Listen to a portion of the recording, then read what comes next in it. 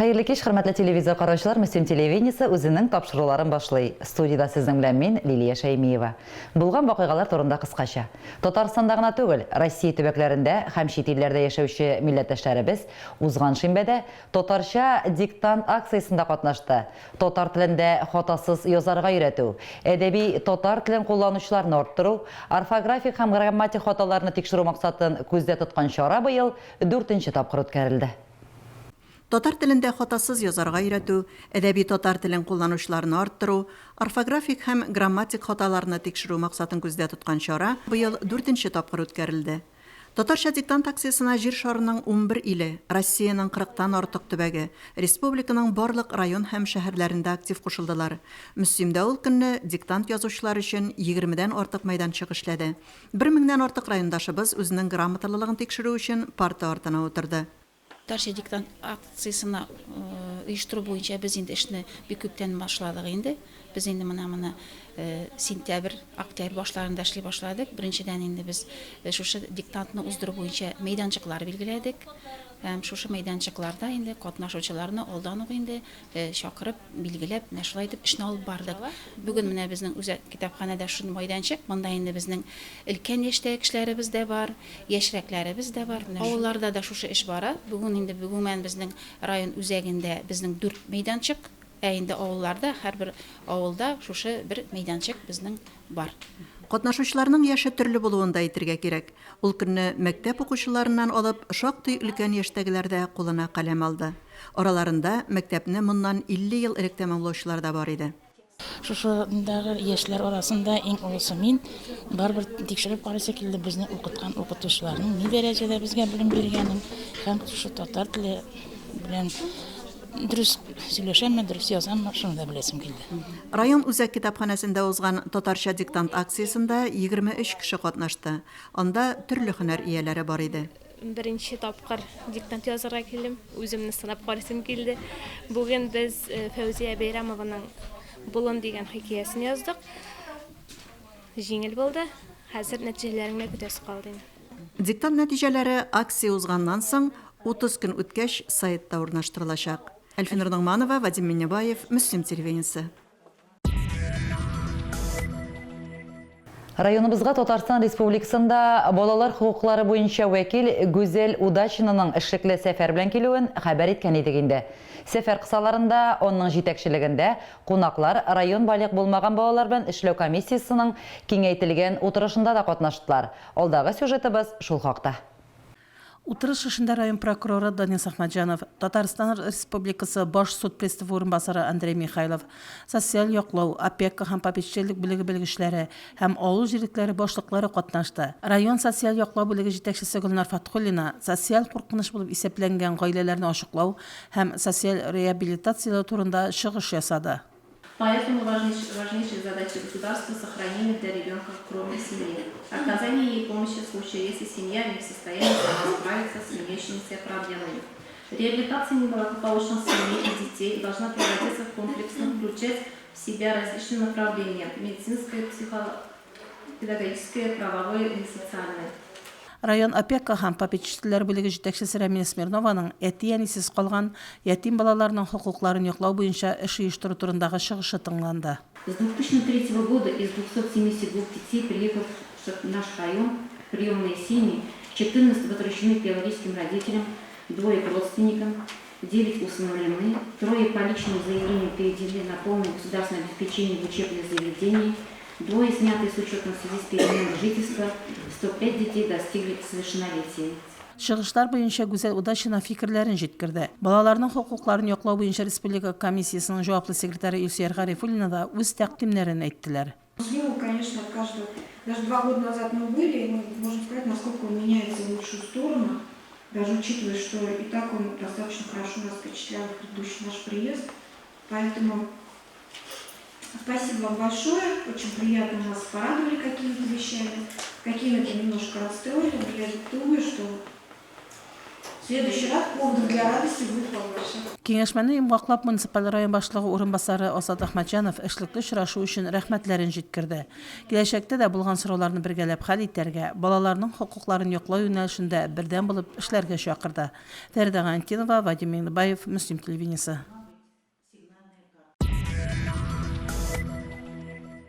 Соңгы елларда республика һәм федераль программалар нигезендә районда юллар төзү һәм төзекләндерү юнәлешендә зур эшләр башкарыла. Ел саен дистәләгән километр юлга ремонт ясала. Яңа юллар салына. Әлеге эшләр нигезендә Татавтодор җәмгыятенең Минзәлә филиалы Мөслим участогы көче белән башкарыла. Теманың дәвамы алдагы сюжетта. Юллар, күперләр һәм урам юл челтәре объектларын төзүче һәм тәртиптә тотучы оешма быелга планлаштырылган эшләрен нигездә төгәлләгән. Бу сезонда Татавтодор җәмгыятенең Мөслим участогы көче белән барлыгы 22 километр озынлыгында асфальт юл салынган. Иске Сәйет һәм Сикия авыллар арасында Исәнсев, Иске Карамалы, Яңа Усы юнәлешендә, Саклаубаш юл-тимер трассасында юллар яңарды. Мөслим Иске Сәйет юлында милли проект нигезендә 1500 метр озынлыгында асфальт юл түшәлде. Бу көннәрдә оешма хезмәтчәннәре юлларны кышкы чорга норматив хәлгә китерү эшендә төгәлләгән. Чокыр-чакыр ремонты үткәрелгән, юл буйларындагы үләннәрне чапканнар, җитәрлек күләмдә тоз, ком катнашмасы да әзерләп куйганнар. Техник базада кышкы сезонга тулысынча әзер.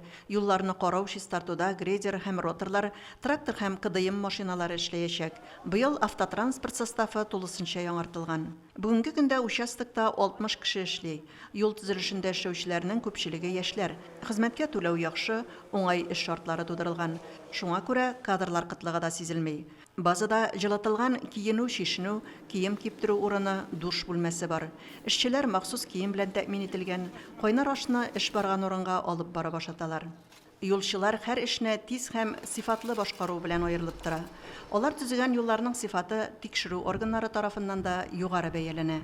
Узган атнада һөнәри бәйрәмнәрен билгеләп үткән юлчыларга авыр һәм җаваплы хезмәтләрендә уңышлар телибез. Әлфинур Ногманова, Динар Нуртдинов, Вадим Миннебаев, Муслим телевидениесе. Районыбызда эшләп килүче 19 авыл җирлегенең 6-сы эре авыл җирлекләре булып санала. Шуларның берсе Түбән Табын авыл җирлеге. Җирлек 5 авылны берләштерә. Шушы көннәрдә безнең иҗат төркеме авыл җирлеге белән танышып кайтты. Тулырак Фәридә Гайнетдинова репортажында. Җирлек районыбызның шигенә урнашкан, Чаллы ягыннан керүчеләрне иң элек Түбән Табын авыл җирлеге каршы ала. Шуңа күрә дә җирлекнең төзек, чиста булуы кунакларда беренче уңай фикерләр тууга тәэсир итә. Озак еллар Туган як агрофирмасының нәтиҗәле эшләве дә авыл халкына зур ярдәм итә. Безнең авыл җирлегенә 5 авыл һәм 1 поселение керә, 6 авыл дияргә була инде.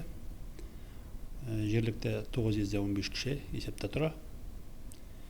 2 мәктәп бездә эшли.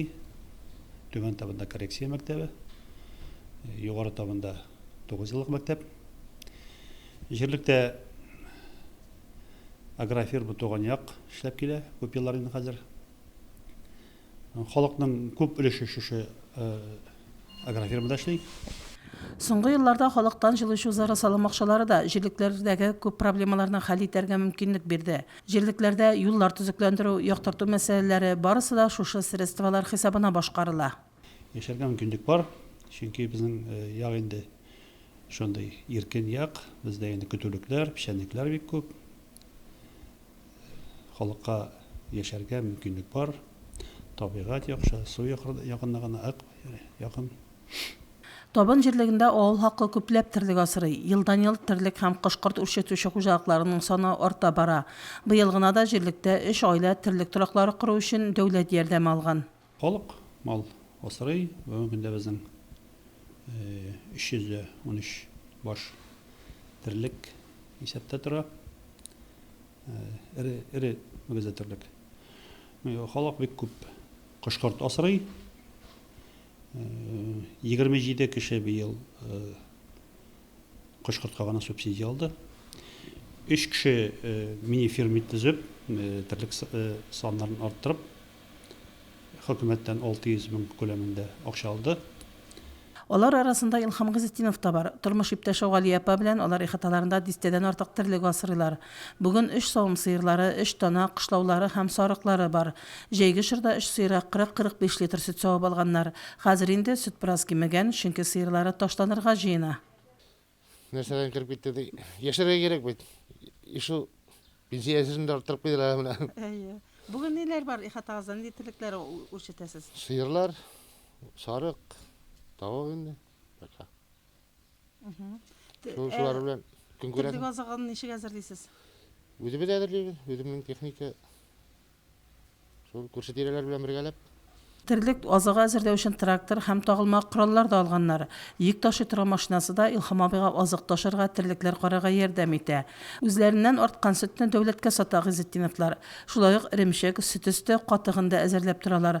Таныш-белешләре, туганнары аларның сөт ризыкларын бик яратып алалар. Түбән Табын авыл җирлеге менә шундый уңган кешеләре эш сөюче халкы белән матур яши. Бүтән җирлекләр белән чагыштырганда бездә бер генә көндә колхоз системасы туктап калмады. Башта Молдыр Вахитов исемендә колхоз иде, Татарстан колхозы.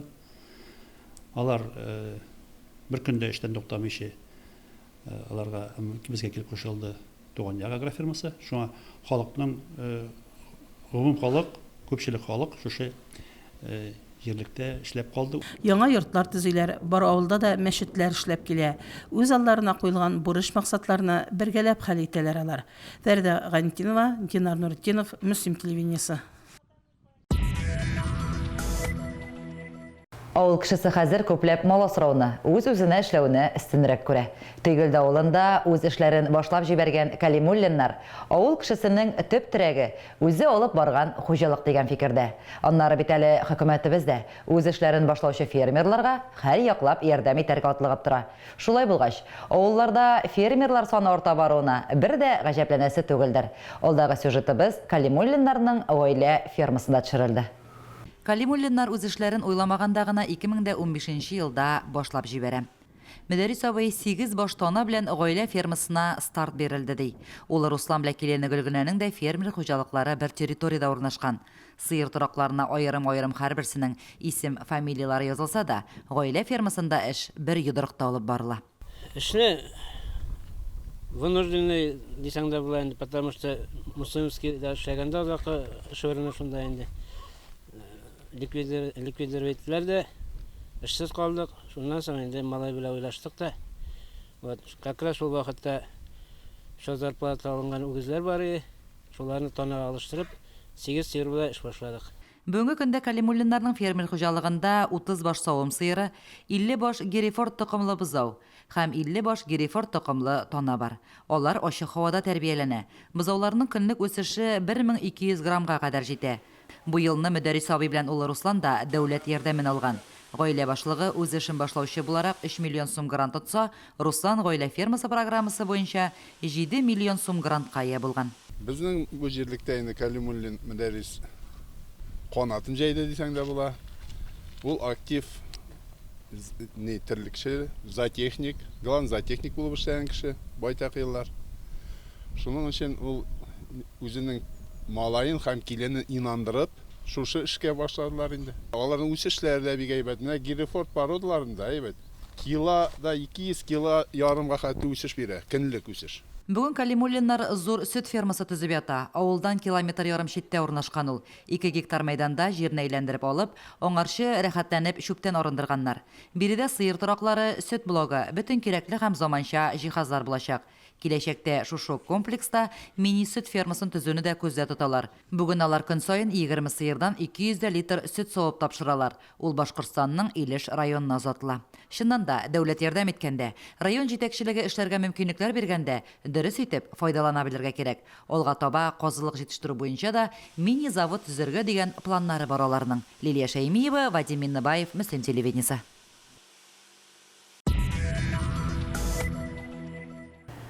Түбән Табан авыл җирлегендә быел 27 кеше хуҗалыкларында кош-корт үстерү өчен субсидия алган. Шәхси хуҗалыкларында күпләп терлек асраучы 3 гаиләгә исә 200 мең сум күләмендә дәүләт ярдәме бирелгән. Әлеге ярдәмне Тугаш авылында гомер итүче Гөлнара Кыяметдинова да алган. Кыяметтиновлар гаиләсе дә дәүләттән ярдәм алып мини-ферма оештырганнар. Бүген аларның 6 баш сыерлары бар, 4-се инде буаз. Аларның баш саны программа таләпләре буенча 5 ел дәвамында шушы күрсәткечтән кимемәскә тиеш. Кыяметтиновларның хуҗалыгында мөгезле эретерлектән тыш меңәрләгән баш каз да тәрбияләнә. 66 суты җир биләмәсендә грант акчаларына сафка бастырылган ферма янәшәсендә кош-кортларның да аерым биләмәләре бар. Дәүләттән субсидия алдык инде сентябрь аенда. Мал асрар өчен эре малларны инде арттырып, хәзерге көндә инде 4-се көтүдә йөри, менә 2-се казларыбыз да бар.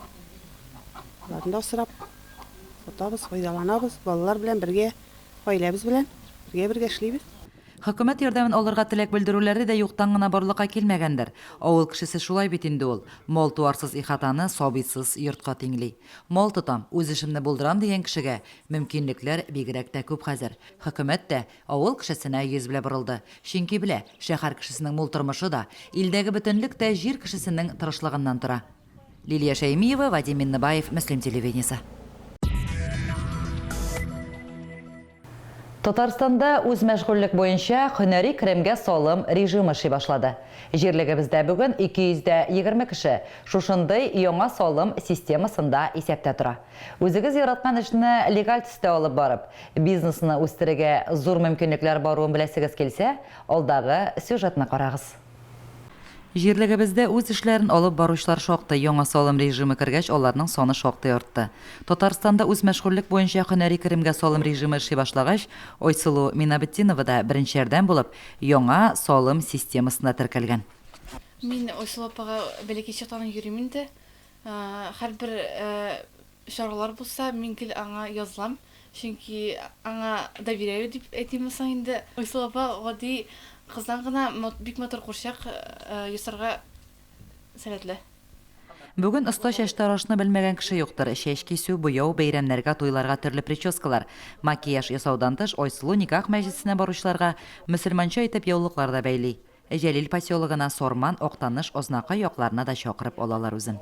Күптән уйлаган хыялым бар иде, үз эшемне башлап җибәрергә. Менә бүгенге көндә үз эшемне тормышка ашырдым. Хыялым ашты, Аллага шөкер.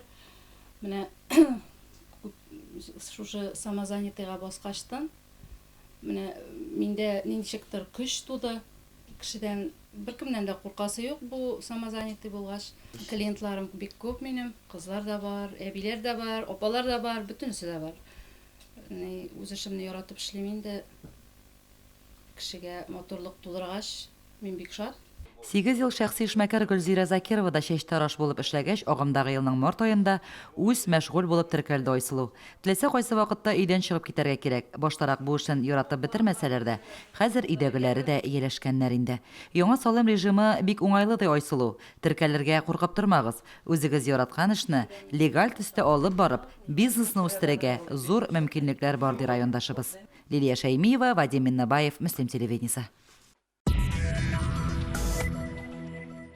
Мөслим үзәгендә 60 күп фатирлы йорт 7 ишек алды исәпләнә. Һәрбер йорт алдындагы мәйданчыкларны һәм парковкаларны да исәпкә алсаң, ишек аллары җыештыручыларга байтак мәйдан туры килгән ачыклана. Бүген бу ишек алларында чисталык тәэмин итүче 7 җыештыручы эшли. Аларның тырыш хезмәтенә сокланмыйча мөмкин түгел.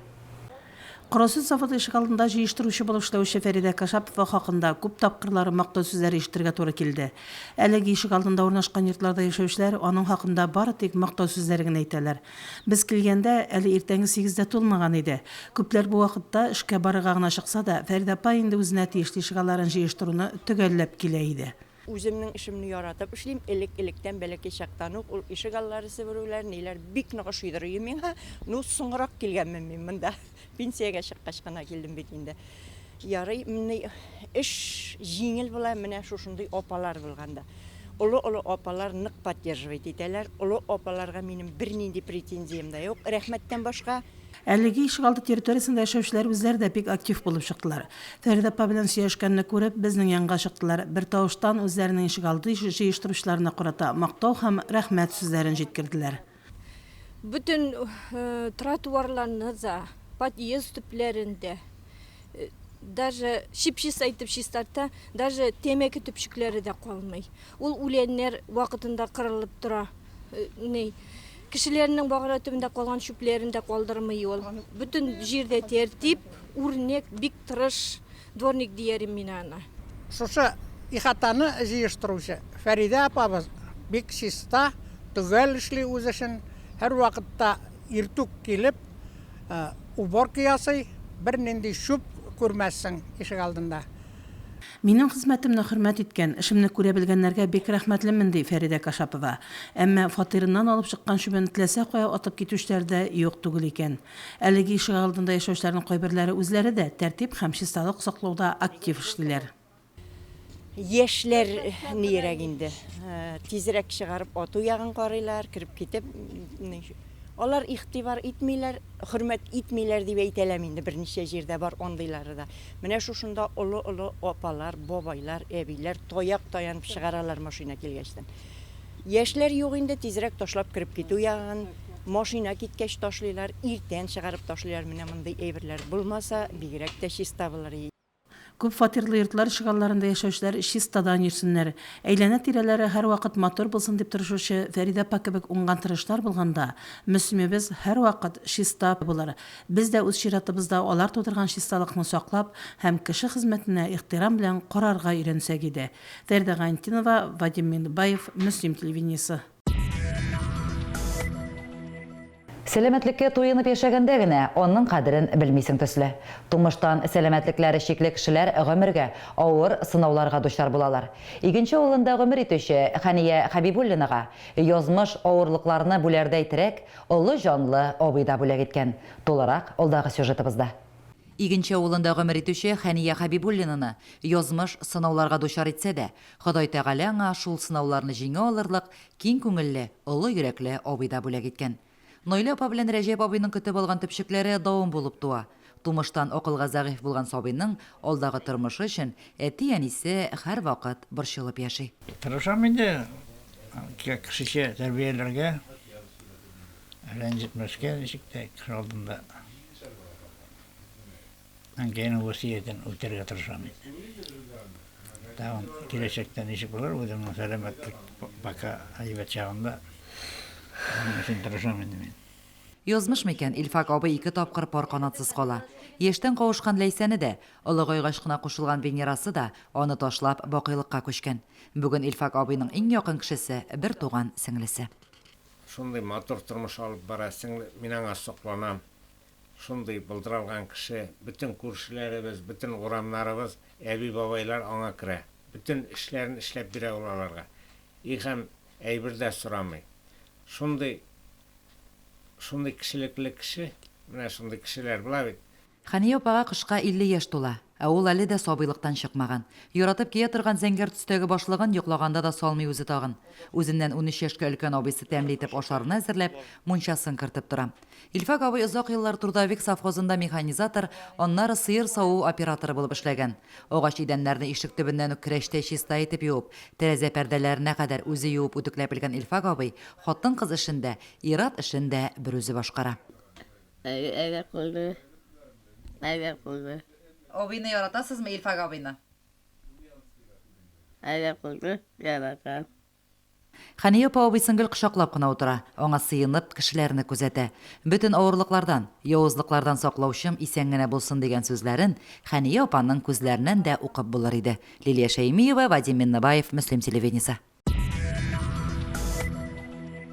Бүгенгә шулар, мин Лилия Шәймиева сезнең белән сау булашам. Исән-имин булыгыз.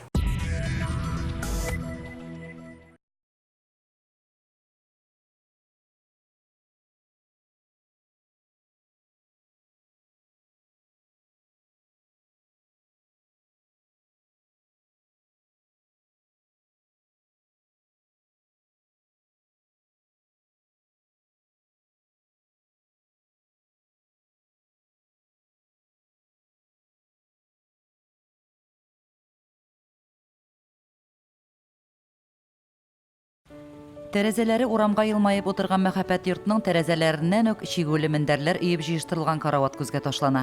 Аларның япмаларын да Тәскирә апа үз куллары белән чиккән. Диварда хуҗабикә чиккән шомайлар, картиналар, и телефон астында җәелгән салфетка, намазлык, өстәл лампасы, аш бүлмәсендәге яктырткыч абажурына кадәр райондашыбыз кулы белән чигелгән. Утны кушу белән гарәпчә бисмилла сүзе килеп чыга. Кул эшләре белән балачактан шөгыльләнәм инде. Иң беренче үзе бәйнде йөн җипләреннән бәйле носкилар бәйләдем. Аннан тәрәзә шелтәрләре бәйле башладык инде кызлар белән. Гомер буе шөгыльләнәм дисәң дә ярый инде. Балалар үстергәндә балаларга күлмәкләр, шалбарлар тегеп кигертә торган идем инде. Хәзер инде балалар үсте, менә шундый шомайлар чигү белән шөгыльләнәм инде. Чәчәкләр чигү белән шөгыльләнәм. Авылыбыз хәзинәсе диләр Тәскирә апаны. Мәгариф ветераны 40 ел балаларга татар теле һәм әдәбияты фәннәрен укыткан райондашыбыз бүген дә җирлекнең хөрмәтле кешесе. Бер генә чарада, авылдагы бер генә бәйрәм дә оннан башка узмый.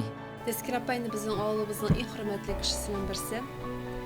Ул безнең авыл өчен чыпчынлап хәзинә булып тора, чөнки ул бар яктан да килгән. Менә гомер буе укытучы булып эшләү генә түгел, әмма кул эшләренә дә оста. Ул лидерлык сыйфатлары да бар анда. Бөтен кешене туплап, уртак максатка ирешергә ярдәм итүче дә ул безне. Авылыбызны бер йодрыкка төнәп тотучы да ул безне. Тәскирә Низамиева кул эшләренә кечкенәдән хирыс була. 5нче сыйныфта укыганда ул инде әнисе белән ярыша-ярыша җеп-җигәрләп оек башлар бәйли. Сеңлесенә кофта, шәлләр бәйләп бирә. Өйләренең һәр почмагына шигүле япмалар элә. Аллага шөкер, Ходай безгә бәхетле картлык бирде. Янәшәндә гомерлек ярым, 3 лашыныбыз, улларыбыз, оныкларыбыз бар дип сөенә тормыш иптәше Заһит абый.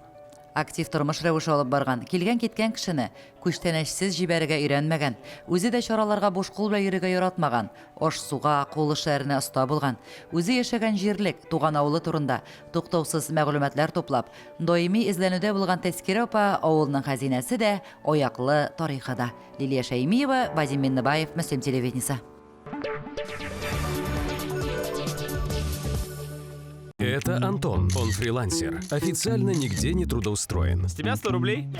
И чтобы на пенсии он чувствовал себя спокойно и безопасно, ему надо всего лишь открыть брокерский счет с высокодоходными бинарными опционами для выхода на уровень пенсионного обеспечения равному стажу в 25 лет. Но гораздо проще зарегистрироваться как самозанятый и добиться того же в один клик. А остались вопросы? Приходи в фонд поддержки предпринимательства в Казани или к нашему представителю в каждом районе республики. С тебя 100 рублей. Ага, может, чек еще выпишешь? Уже выписал. Теперь честным быть просто. Эх, яңа машина аласы килә. Акчасын гына ничек җыясы? Көтмә, көтәргә кирәкми. Бәлки ришвәт алыргадыр.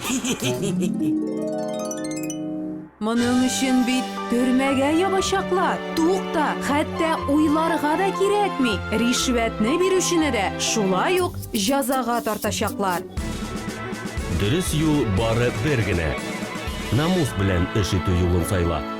Официальный дистрибьютор по Республике Татарстан реализует газовые котлы марок «Селтик» и «Ринай» без переплат от 2400 рублей в месяц. Подробности по телефону 8 800 201 0707.